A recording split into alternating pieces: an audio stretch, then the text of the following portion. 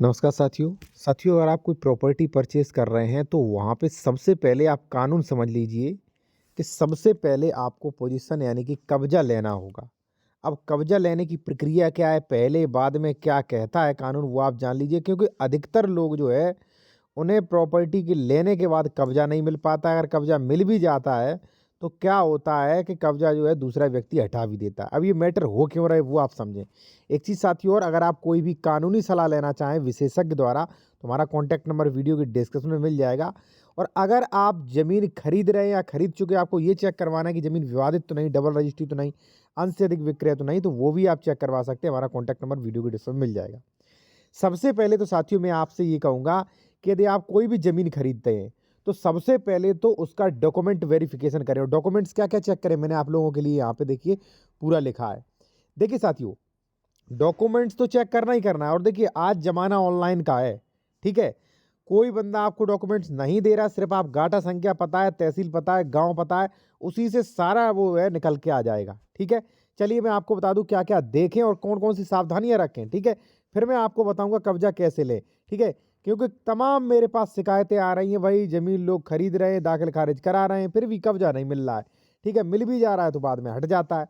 तो देखिए साथियों, अगर आप कोई प्रॉपर्टी खरीद रहे हो, ठीक है, तो सबसे पहले यहाँ पे दे सकते हैं, यहाँ पे बेच रहा है अगर वो, तो उसको राइट्स कहाँ से मिले, ठीक है। क्या वो संक्रमणीय भूमिदर है, असंक्रमणीय भूमिदर है, कौन सी श्रेणी है, खातेदार का वर्ग क्या है, ये सारी चीज़ें आप चेक करें। एक चीज़ और, अगर आप कोई भी मान लीजिए डॉक्यूमेंट वेरिफिकेशन भी करवाना चाहते हैं तो हमारा कॉन्टैक्ट नंबर वीडियो के डिस्क्रिप्शन में मिल जाएगा, आपको मदद मिल जाएगी काफ़ी।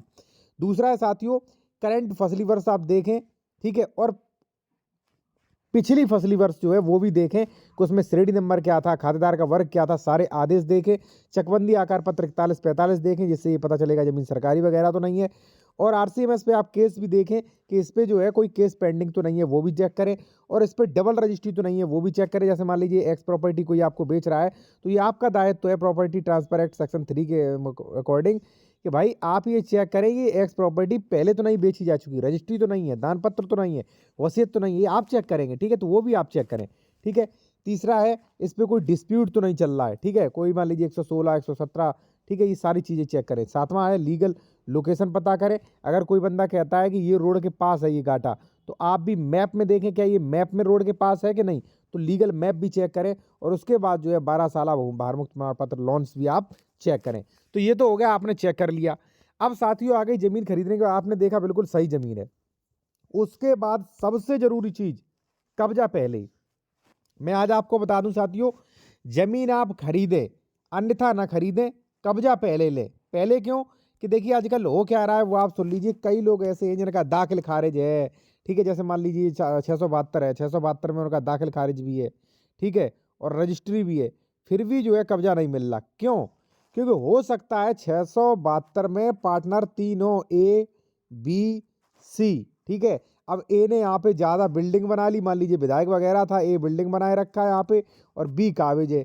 सी का नाम तो है, ठीक है, सी का दाखिल खारिज भी है, रजिस्ट्री भी हो सकता है, लेकिन सी का कब्जा नहीं। फिर सी कब्जा कहाँ से देगा आपको? बी से लड़ोगे जाके कि ए से लड़ोगे जाके? लड़ने में सारी जिंदगी चली जाएगी, कुछ हासिल नहीं होगा आपको। इसलिए मैं कह रहा हूँ कि अगर आप कोई भी प्लॉट ले रहे हैं तो वहाँ पे कब्जा करें, और कब्जा करने के बाद अपनी बाउंड्री वगैरह जो है वो खड़ी करें। और विद लोकेशन की वीडियो रिकॉर्डिंग भी कर सकते हैं आप कि ये आपके द्वारा ये तैयार की जा रही है, ताकि भविष्य में कोई कब्जा ना करे। ये साथियों में जागरूक के तौर पे आप ये मान लीजिए, आपको बहुत अच्छी जानकारी मिल रही है, ठीक है। अब ये सब चीज़ें मैं क्या कह रहा हूँ, अगर मान लीजिए आपको ये मजाक लग रहा है, या मान लीजिए आपको ये लग रहा है कि नहीं ये वीडियो व्यूज़ के लिए है केवल, तो आप सुन लीजिए क्या क्या विवाद हो सकते हैं, वो भी दिमाग लगाइए। देखिए, ऐसा भी हो सकता है कि 671 वाले ने इतनी ज़मीन पे कब्जा कर रखा है, ठीक है, यहाँ तक, ठीक है ना। अब 672 वाले ने आपको रजिस्ट्री कर दी, भले ही दाखिल खारिज करा लिया, लेकिन आपको कब्जा तो यहीं तक मिला, ज़मीन काफ़ी कम हो गई। अब आप क्या करो, आप धारा 24 में मेड़बंदी सीमांकन कराने जाओगे, सीमांकन करने के बाद जब फिर भी कब्जा नहीं हटा तो वो कहेंगे धारा 134 में आइए। क्या आप कोर्ट कचहरी की चक्कर काटोगे सारी जिंदगी? पहली चीज। दूसरा साथियों, और सबसे बड़ा फ्रॉड्स क्या हो रहे हैं, सबसे बड़े फ्रॉड्स और सबसे बड़े कब्जा संबंधी विवाद वहाँ पे होते हैं जहाँ पे कई सह खातेदारक होते हैं। मान लीजिए 672 में 3 है, ए मैंने अभी आपको बताया था, फिर उदाहरण दे दूँ। मान लीजिए ए है, बी है, सी है, ठीक है। ए जो था वो दबंग किस्म का था, उसने क्या किया, बहुत ज़्यादा कब्जा कर लिया और अपना डिग्री कॉलेज बनवा लिया, ठीक है ना। इसने कॉलेज बनवा लिया, विधायक था, अब बी भी अपना काबिज है। अब सी जो है वो ए से तो लड़ नहीं सकता है, बी से परेशान कर रहा है। आपने सी से खरीद ली, खरीद तो ली भाई, कब्जा कहाँ लोगे इस घाटे में? कब्जा है ही नहीं, जमीन तो ये ए ज्यादा करके रखा है कब्जा। दूसरी बात मैं आपको बता दूं, ये कोर्ट कचहरी ये सब पैसे ठगने के लिए बैठे हैं, किसी की हैसियत नहीं जो ए से कब्जा हटा दे। मैं आपको बता दूं, गरीब इंसानों को, अगर मान लीजिए गरीब है और उसकी जमीन पर किसी ने पैसे वाले एमएलए एमपी ने अगर कब्जा कर रखा है तो न्याय नहीं मिलेगा, ये हकीकत है। वकील के पास जाओगे तो वो भी पूछता है भाई कब्जा किसका है, कब्जा है कि नहीं है? आपको वो कब्जा नहीं है, फिर वो केस फाइल कर देगा, लेकिन वो बात नहीं रहती है, ठीक है ना। तो इसलिए मैं आपसे कह रहा हूँ कि पोजीशन पहले लीजिए, कब्जा पहले लीजिए आप।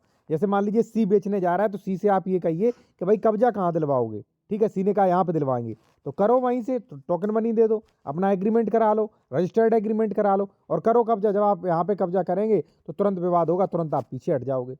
तो भाई मैं कह रहा हूँ कि पहले पोजीशन उसके बाद रजिस्ट्री, और नहीं आपको समझ में आया तो आप सबसे बड़े बेवकूफ़ हैं, आप जरूर धोखा खाएंगे, ठीक है। और मैं आपसे कहूँगा, अगर मान लीजिए आप कोई भी बेहतर कानूनी सलाह लेना चाह रहे हैं या कोई अपना ज़मीन खरीद रहे, डॉक्यूमेंट्स वेरिफिकेशन करवाना चाह रहे हैं विशेषज्ञ द्वारा, तो हमारा कॉन्टैक्ट नंबर वीडियो के डिस्क्रिप्शन में मिल जाएगा, ठीक है। आप फीस पे करके बात कर सकते हैं, डॉक्यूमेंट्स भी वेरिफिकेशन करवा सकते हैं।